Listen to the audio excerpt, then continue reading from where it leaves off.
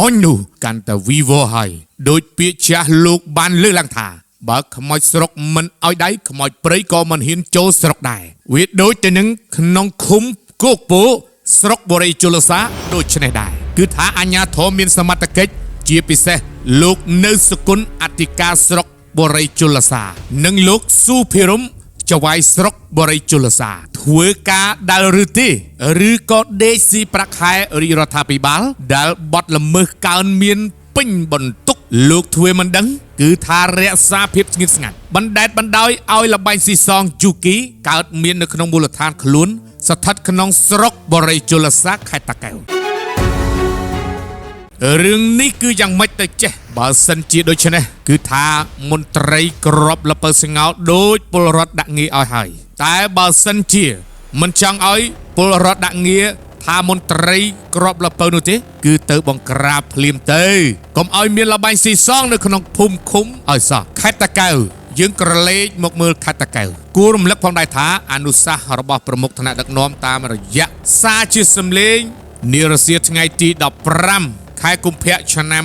2024កន្លងមកនេះសម្ដេចមហាបវរធិបតីហ៊ុនម៉ាណែតនាយករដ្ឋមន្ត្រីនៃព្រះរាជាណាចក្រកម្ពុជាបានបញ្ជាក់ដល់ឯកឧត្តមលោកជំទាវអភិបាលនៃគណៈអភិបាលរាជធានីក្រុងខេត្តទាំងអស់ឲ្យចាត់វិធានការជាបន្ទាន់នៅការត្រួតពិនិត្យលបែងស៊ីសងលបែងផ្សងសំណាងនៅតាមមូលដ្ឋានក្នុងដែនសមត្ថកិច្ចរបស់ខ្លួនក្នុងករណីដែលមានបន្តបើកថ្មីទៀតនោះត្រូវចាត់វិធានការបិទជាបន្ទាន់ក៏ប៉ុន្តែអាជ្ញាធរមានសមត្ថកិច្ចស្រុកបូរីជលសាហាក់បីដូចជាមិនស្ដាប់មិនខ្វល់មិនខ្វាយទៅនឹងអនុសាសន៍របស់ប្រមុខថ្នាក់ដឹកនាំកម្ពុជាទាល់តែសោះសង្ស័យមិនដែលយកចិត្តទុកដាក់នឹងការណែនាំនិងបើកយុទ្ធនាការផ្សព្វផ្សាយគោលនយោបាយភូមិឃុំមានសុវត្ថិភាពរបស់រាជរដ្ឋាភិបាលជូនដល់ប្រជាពលរដ្ឋក៏ដូចជាឃុំសង្កាត់ទេមើលទៅ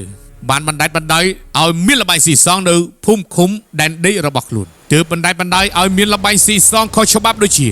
យូគីពេញទឹកពេញដីនៅក្នុងមូលដ្ឋានរបស់ខ្លួនអញ្ចឹងទាំងនេះហើយដែលផ្ដើមចេញពីមានការអំពើហិង្សាក្នុងគ្រួសារក៏ដូចជាកើតមានចោលឆក់ចោលប្លន់ចោលផ្សេងលាក់នឹងលាក់ជាស្ដែងកាលពីរសៀលថ្ងៃទី24ខែធ្នូឆ្នាំ2025នេះអង្គភាពសារព័ត៌មានយើងបានចុះទៅដល់ទីតាំងនិងផ្ដិតយករូបភាពជាក់ស្ដែងពីអ្នកញៀនលបែងយូគីចំនួនមួយកន្លែងនៅចំណុចទីតាំងក្រោយផ្ទះមិនស្គាល់ឈ្មោះម្ចាស់ស្ថិតនៅក្នុងភូមិពោឃុំគោកពោ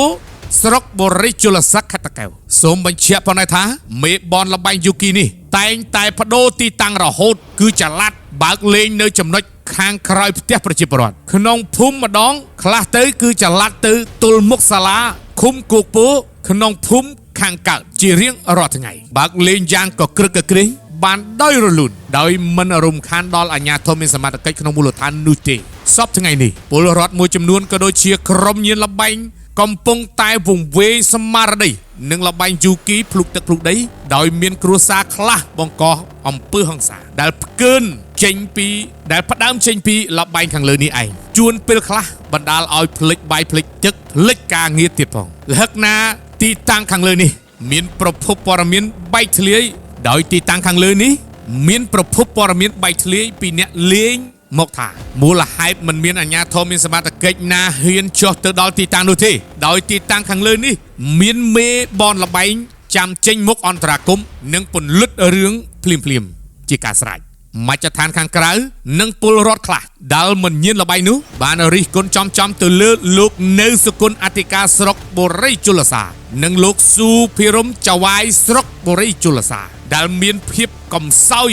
ដែលបណ្ដេតបណ្ដោយឲ្យមានលបែងស៊ីសងកើតមាននៅក្នុងដែនដីរបស់ខ្លួនគ្រប់គ្រងពលគឺបានលាក់បាំងបំពួននិងហ៊ានប្រឆាំងនឹងអនុសាសន៍របស់ប្រមុខថ្នាក់ដឹកនាំថែមទៀតឯណាទៅភូមិឃុំមានសវត្ថិភាពទាំង7ចំណុចរបស់ប្រមុខរាជរដ្ឋាភិបាលដែលបានកំណត់និងដាក់ចេញឲ្យមន្ត្រីមូលដ្ឋានអនុវត្តកន្លងមកនោះទង្វើនិងសកម្មភាពរបស់លោកនៅសគុណអធិការស្រុកបូរីជលសានិងលោកស៊ូភិរមចវាយស្រុកបូរីជលសានេះកំពុងតែបង្ហាញពីភាពខុសប្រក្រតីគណៈលបែងស៊ីសងយូគីខុសច្បាប់ដំណើរការយ៉ាងអនាធបត័យបែរជារក្សាភាពស្ងៀមស្ងាត់ទៅវិញប្រជាពលរដ្ឋសំណូមពរទៅដល់លោកឧត្តមសេនីយ៍ទូម៉ែនលីស្នងការខេត្តតាកែវជាពិសេសពលរដ្ឋដែលរស់នៅក្នុងតំបន់នោះស្នើដល់ឯកឧត្តមវីសំណាង ជាអភិបាលខេត្តតាកែវសូមមេត្តាជួយបញ្ជាកម្លាំងចុះបង្ក្រាបទីតាំងលបែងស៊ីសងខាងលើនេះផងព្រោះលោកនៅសកលអធិការស្រុកបូរីជលសានិងលោកស៊ូភិរមចៅហ្វាយស្រុកបូរីជលសាគឺមិនហ៊ានបង្ក្រាបទីតាំងលបែងខាងលើនេះទេជាពិសេសឲ្យលេងតាមអំពើចិត្តបែបនេះឬសង្ស័យថាខ្លាចអំណាចមេបនរងចាំអន្តរាគមន៍នឹងពន្លត់រឿងយ៉ាងណាឬក៏យ៉ាងណាពាក់ព័ន្ធលបែងខាងលើនេះគឺអង្គភាពយើងបានផ្ញើរូបភាពជាក់ស្ដែងជូនលោកបុយសារ៉ាត់នាយប៉ុស្តិ៍រដ្ឋបាលឃុំគោកពោលោកបានតបមកវិញថាចាំខ្ញុំទៅមើលមួយសន្ទុះក្រោយមកលោកបានខលមកប្រាប់អ្នកសារព័ត៌មានយើងថាអត់ឃើញមានលេងទេបងចំណែកឯលោកនៅសកលអធិការស្រុកបូរីជលសាគឺថាអ្នកសារព័ត៌មានយើងក៏បានផ្ញើរូបភាពទីតាំងនៅម៉ោង 12:07 នាទីថ្ងៃទី25 ខែធ្នូនេះតាមប្រព័ន្ធ Telegram លោកបានឆ្លើយតបមកវិញថាអរគុណខ្ញុំនឹងហៅផែនព្រំមិនទាន់ធ្វើការបើយោងតាមគោលការណ៍ភូមិឃុំមានសុវត្ថិភាពទាំង7ចំណុចខាងលើលបែងស៊ីសងខុសច្បាប់គឺស្ថិតនៅក្នុងចំណុចទី2នៅក្នុងគោលនយោបាយនោះដូច្នេះប្រសិនបើអាជ្ញាធរនិងសមត្ថកិច្ចមិនមានការចូលរួមទប់ស្កាត់បង្ក្រាបលបែងស៊ីសងនោះទេគឺប្រៀបបានទៅនឹងប្រឆាំងនឹងគោលនយោបាយភូមិឃុំមានសុវត្ថិភាពដែលដាក់ចេញដោយរាជរដ្ឋាភិបាលហើយអង្គភាពសារព័ត៌មានយើងគ្រាន់តែជាកញ្ចក់ឆ្លុះបញ្ចាំងរិះគន់ក្នុងនៃស្ថាបនានិងសូមរងចាំការឆ្លើយបំភ្លឺគ្រប់ស្ថាប័នពាក់ព័ន្ធគ្រប់ពេលម៉ោងធ្វើការតាមរបបស្តីពីសារព័ត៌មានសូមអរគុណ